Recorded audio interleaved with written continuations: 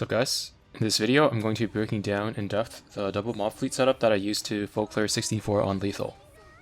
There's a lot I want to talk about regarding chapter 16, so I'll probably be making multiple videos on the topic, but I figured this one is the one people want to hear about the most and will be the most helpful.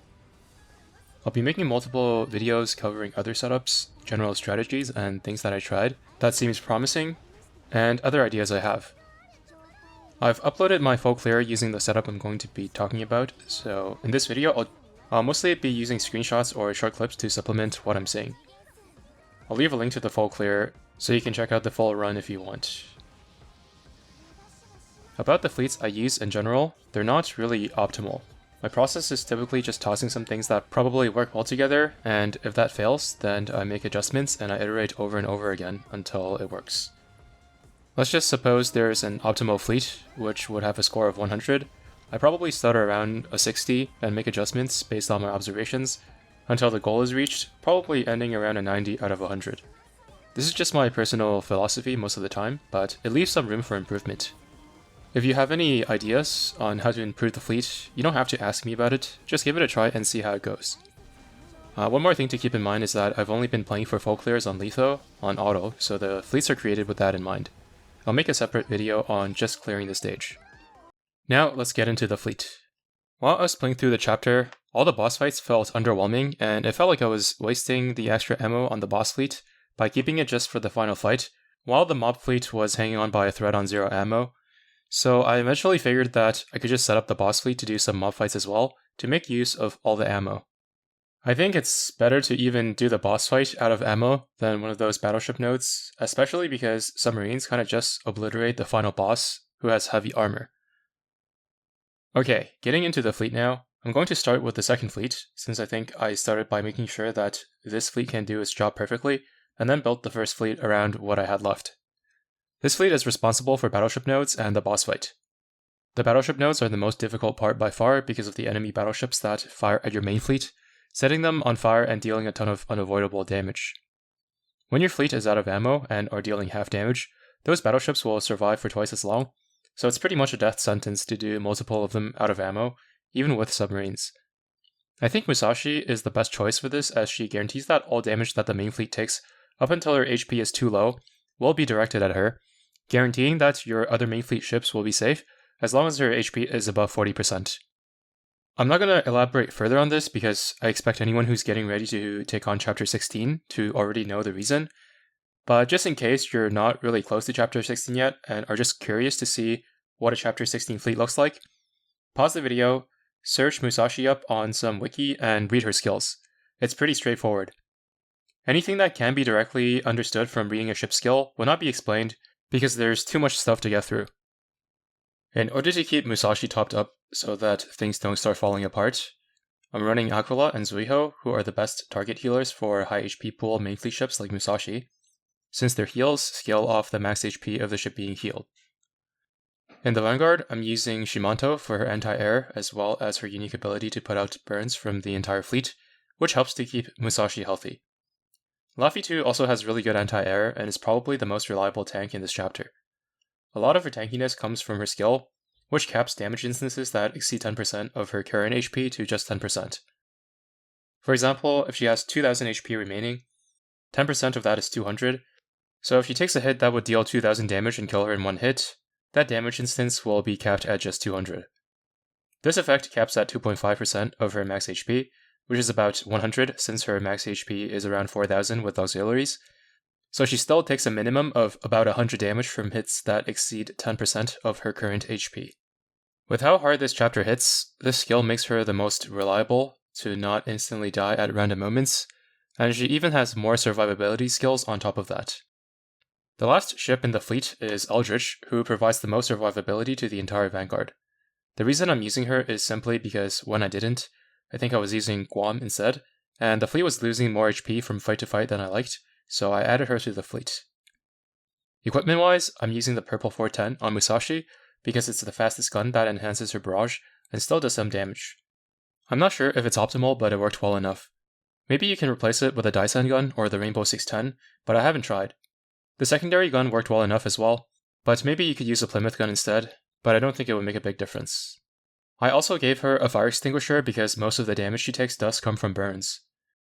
In an ideal world, I would like to just time Shimanto's burn removal to every single time Musashi gets burned, and not have to use the extinguisher, but the problem is that the fleet is very defensive, and the enemies don't always die at the same time from fight to fight.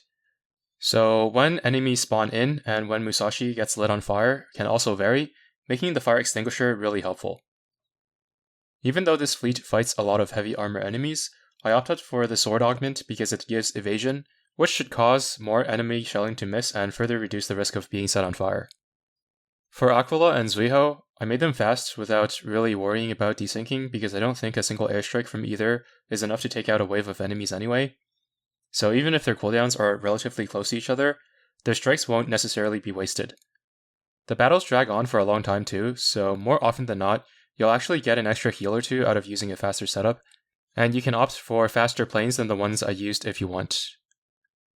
For both Eldritch and Laffy, I used just standard defensive stuff, and then I put anti-air radar on Shimanto because I felt like she had enough protection already, and there were still planes leaking through, so it should help. I used the PR8 torps on her because there are enough enemies that the damage shouldn't suffer from the lack of homing, and these have a really low cooldown so she can potentially get off one extra instance of burn removal. But maybe using slower torpedoes would have better timing with when Musashi actually gets set on fire. From the runs I did though, I didn't feel like I could really control when the fires were happening, so I just went with the faster option. Some equipment you could experiment with are the planes on the healers. Maybe you can opt for something even faster than pancakes and see some improvement, but no guarantees. Like I mentioned, Musashi's main gun is not necessarily the best choice, just what worked for me. For the Vanguard equipment, you could also try using the Shimanto gun instead of a Plymouth gun on Shimanto for even more anti-air, but that's pretty out there. In terms of ship substitutions, the most replaceable ship on here is probably Laffy, because we also have Eldritch to help with survivability, so you can opt for Guam, for example, who will bring similar survivability, anti-air, and also offer some helpful cross-fleet effects as well. Guam lacks anti-submarine, which makes her less flexible than Laffy, but that's irrelevant for this fleet as it's not going to be engaging recon nodes at any point. Another candidate would be Z52, who offers a whopping 25% damage reduction to Musashi, but burn damage bypasses that, and I felt that it's not needed for other damage types, which is why I have Shimanto instead. I've been really impressed with Shimanto overall, probably the best performing non-rainbow ship outside of, obviously, the healer carriers. It's also viable to replace Zuiho with Unicorn, and then bring someone else over Eldritch, since Unicorn should provide enough extra Vanguard healing, but I was more concerned with focus healing Musashi to keep everything together, which is why I chose to go with Zuiho and Aquila for this fleet. Next up is the other mob fleet, which is specialized for anti-submarine to take on at least all of the recon nodes and then some. I guess I'll start with William D. Porter. She has the highest anti-submarine stat in the game and a fleet-wide anti-submarine buff on top, and she boosts the anti-submarine stats of the anti-sub equipment, so she's pretty much the best performer in terms of anti-submarine warfare. I also put the PR8 torps on her because she buffs the damage of USS ships and your flagship when she launches her torps, so I wanted to have them launch right before the main fleet attacked. Next, I'm using Howden Liu as the main tank who is tanky enough with all the healing from the main fleet, on top of having really high anti-air. She also provides a little extra bit of healing each fight. I feel like I'm just listing all the things she does, which I don't even know if it's helpful, but basically everything she does is helpful in this stage. The final ship in the Vanguard is Z52. She's a good stat stick with good anti-air. To be honest, I could have had her tank instead, and give the AA radar to Howden Liu instead, and it would have worked just as well, if not better probably. She has 25% damage reduction for only the flagship, but it actually indirectly improves the survivability of the entire fleet, because there's a lot of healing that is targeted toward the ship with the lowest HP. So if Raffaello's HP stays high as a result of Z52's damage reduction, the targeted heals will go toward the other ships instead, so don't underestimate that damage reduction just because it only affects a single ship. Next up are Unicorn and Cowpens. Since the fleet is going to be fighting a lot of submarines, I put anti-submarine planes on both of them because I really don't want any submarines to be sneaking past and causing the main fleet to take unnecessary damage.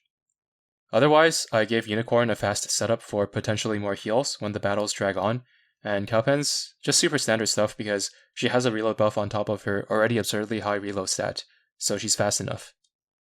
Last but not least is Raffaello.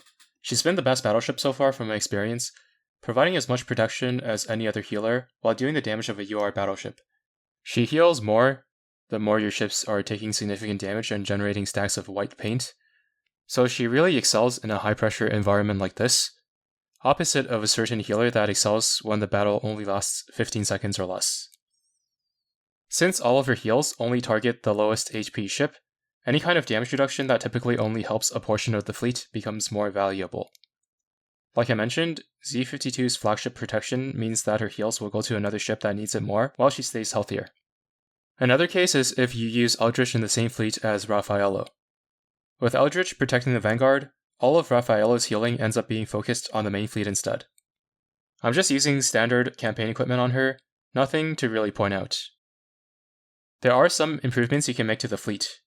An easy one is swapping the anti-air guns of Howden Liu and Z52, since Howden Liu's anti-air gun slot is much stronger, so she would make better use of the Rainbow 76.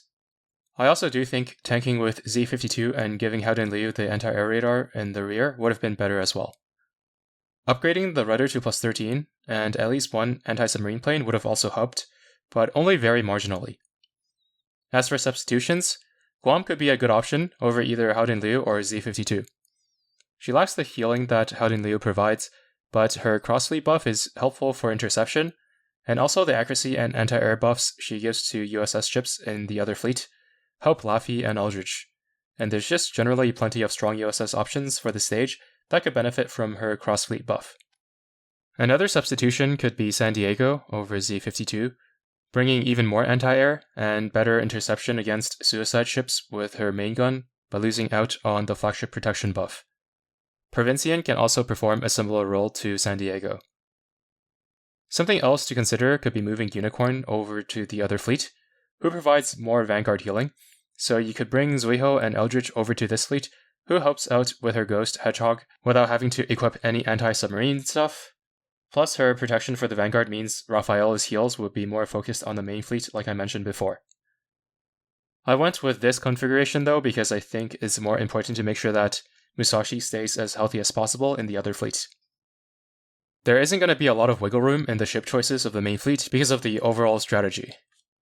The entire strategy will end up changing and you'll have to use very different fleets, which I will showcase in further videos, but for this concept, this is what you're pretty much stuck with. I think one thing that could be viable would be replacing Raffaello with Lion, losing out on the healing but in exchange for higher damage, and Lion's Burn, which can reach enemy submarines, helping out with the entire submarine warfare. Overall, I feel like the fleets are more defensive than I would like.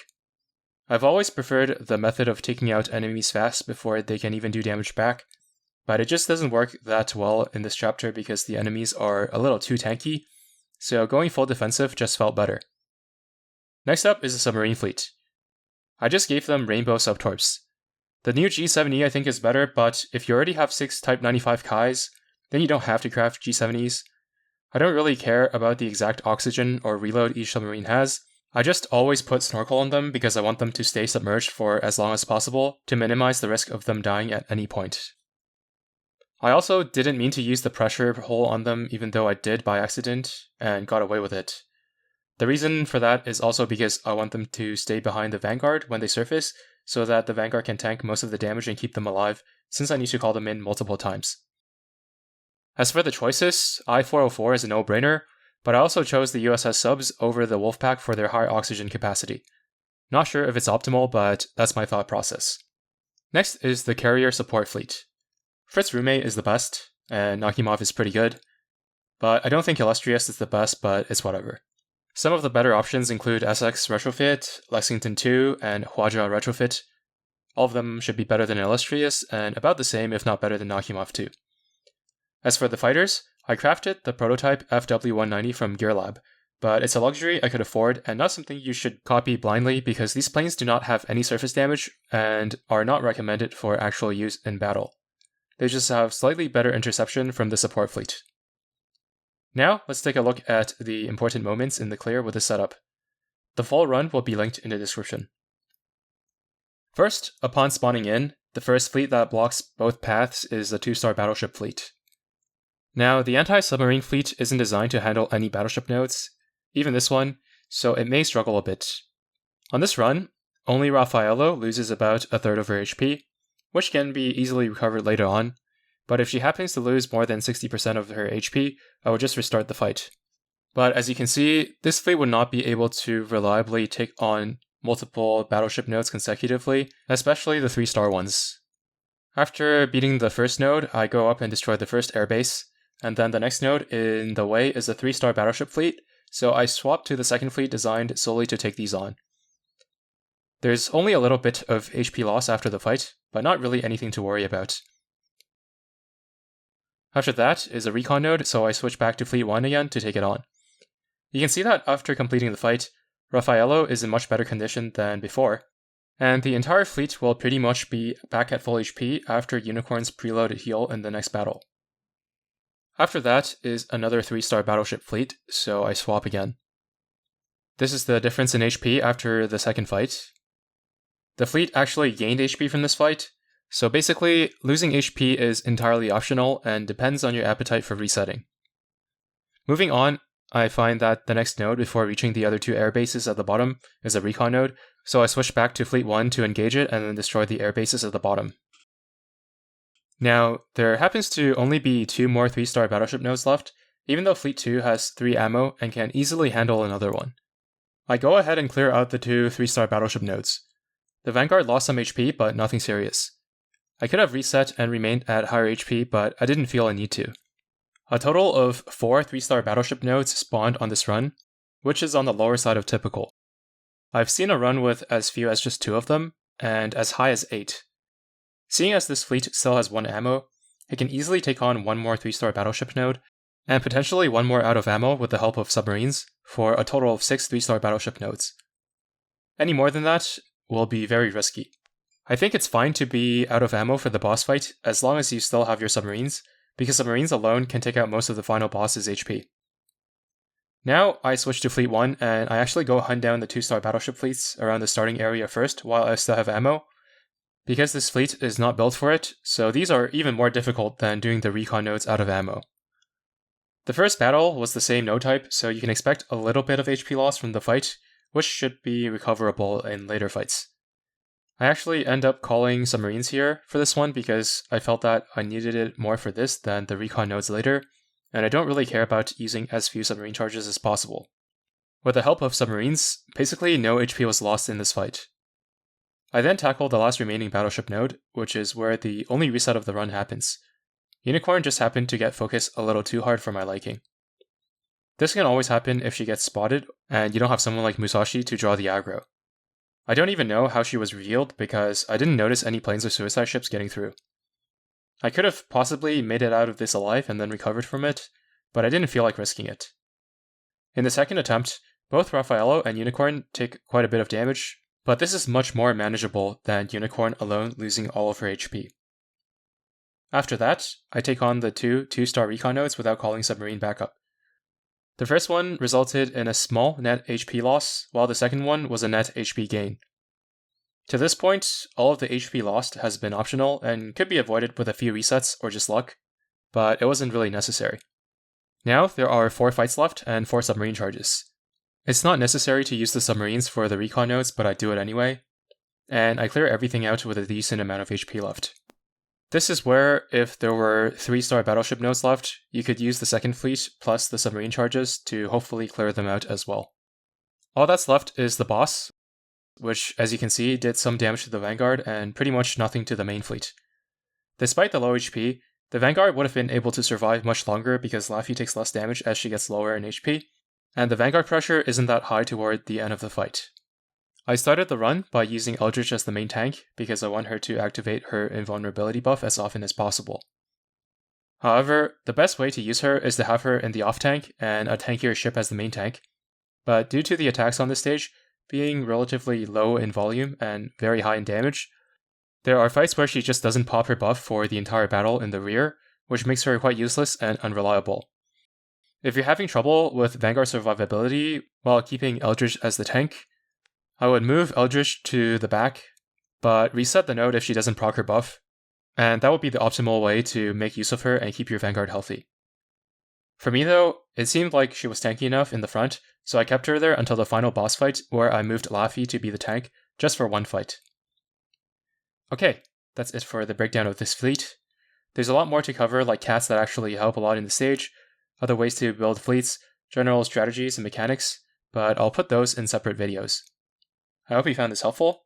Thank you for watching, and see you in the next one.